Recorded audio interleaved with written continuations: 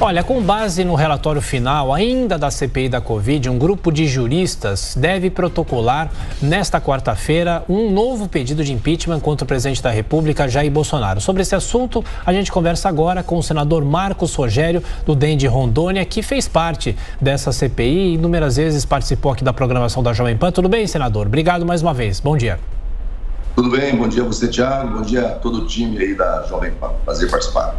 Senador, claro que durante a CPI, muitas vezes se discutiu sobre a possibilidade de pedidos de impeachment contra o presidente da República, Jair Bolsonaro. Lembrando que são vários já engavetados na mesa do presidente da Câmara, Arthur Lira.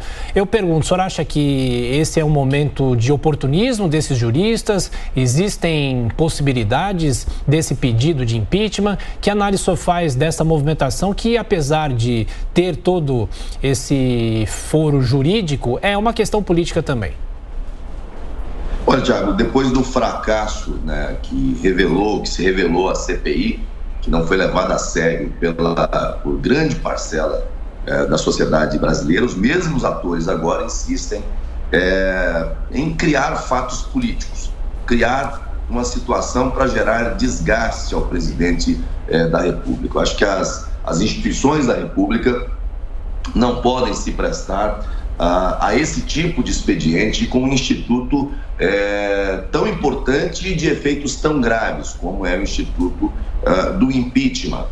Eu repito aquilo que disse antes, né? Não há crime, né, contra o presidente da República, não foram identificados crimes contra o presidente da República.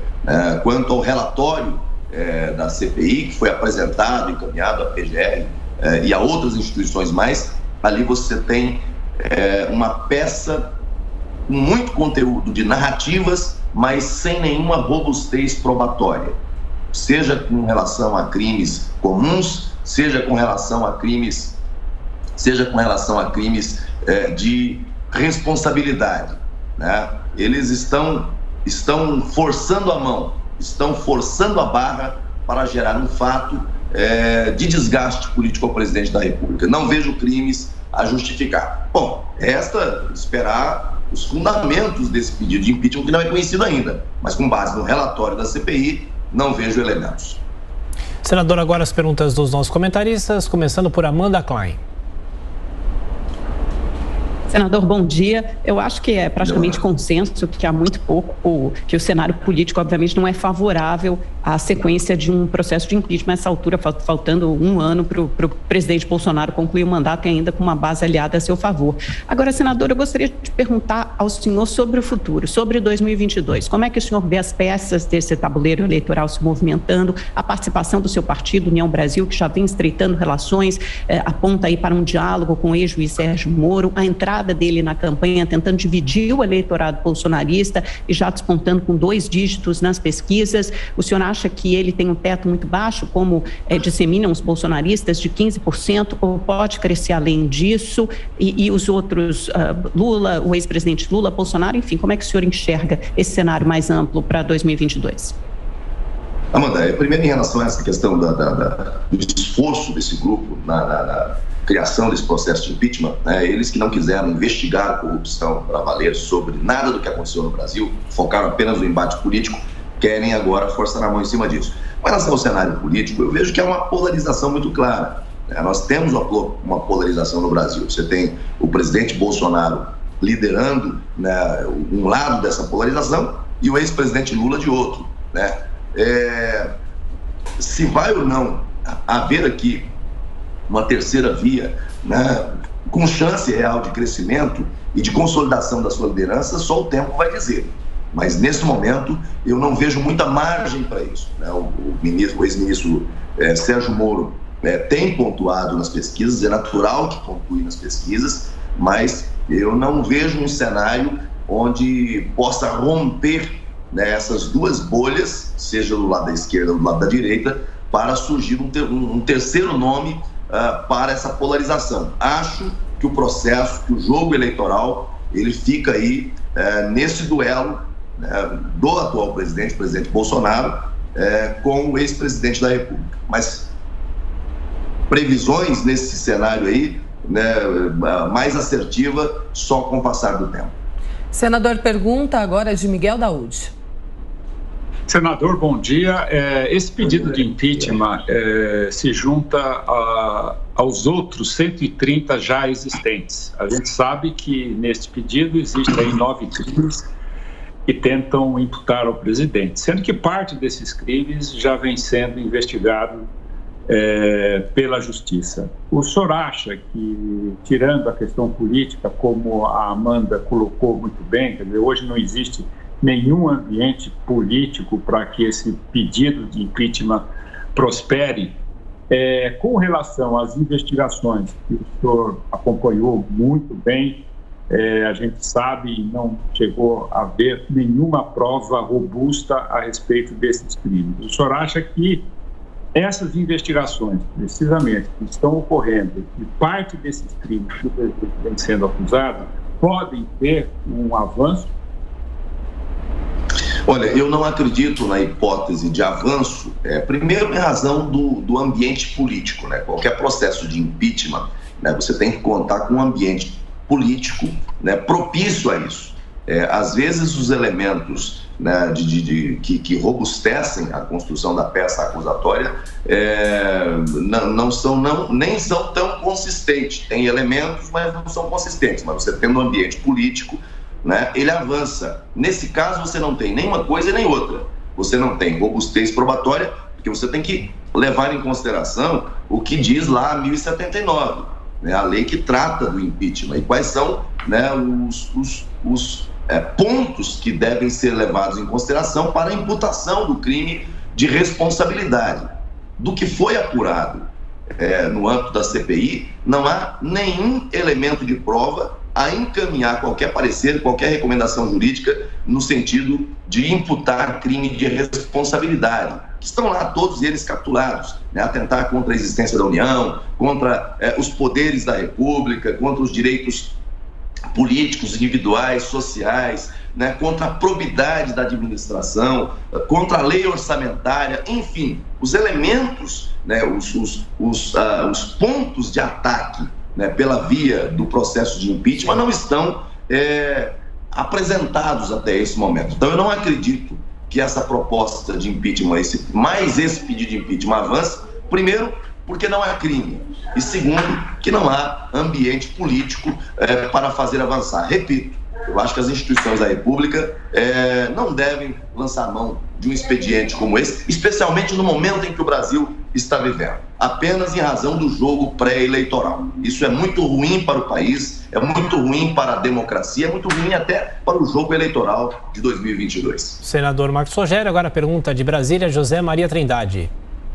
Salve, muito bom dia, senador. Senador, sobre a ida do presidente ao PL, mudou ali o grupo político, o senhor vai para o PL, como é que o senhor vê essa movimentação, principalmente no seu estado?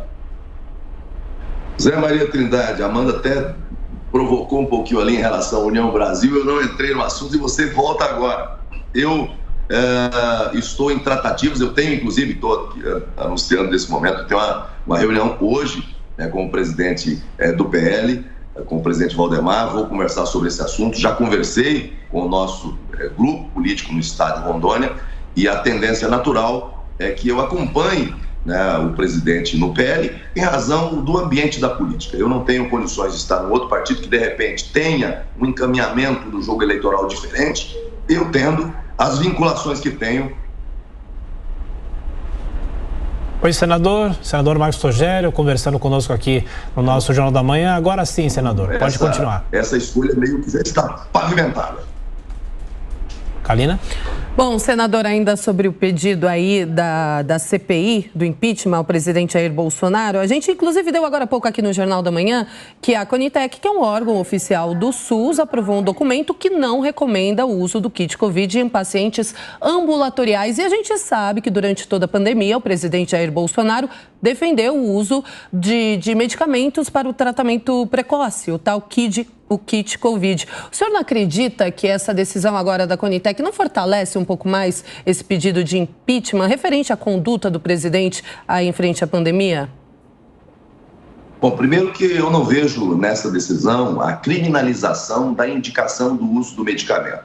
Naquele primeiro momento, os médicos, em geral, não tinham com assertividade indicação de um ou de outro medicamento. Era um momento de emergência onde se faziam muitas apostas a partir de experiências pontuais de médicos, de grupos de médicos, em diversos países, né? A cloroquina passou por isso, você teve ali a ivermectina, você teve outros medicamentos, né?